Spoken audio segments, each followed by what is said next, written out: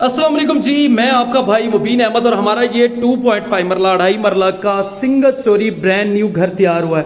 बड़ा ज़बरदस्त नक्शे पे आपको ये घर मिलेगा। इस घर में आपको 2 बेडरूम मिलने वाले हैं। तो सबसे पहले ये गराज इजीली आपकी गाड़ी पार्क होगी। एक ओपन स्टाइल में प्यारा सा किचन सेटअप हो रहा है। जब ये तैयार होगा कैबिन बड़े ज़बरदस्त आपको मिलेंगे।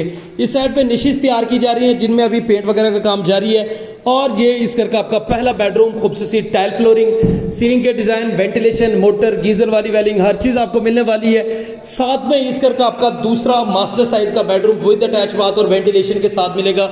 यहाँ पर भी पेंट के काम अभी जा रहे हैं और एल्युमिनियम की विंडो आपको लगेगी। और साथ में ये वाला इस घर का वॉशरूम आ गया जहाँ पर 5 फीट हाइट तक खूबसूरत टाइल वर्क का काम किया गया।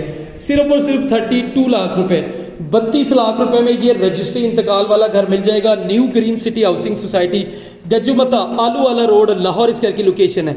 बाकी मजीद डिटेल के लिए भाई का चैनल सब्सक्राइब करें और फ़ोन पर रब्ता करें।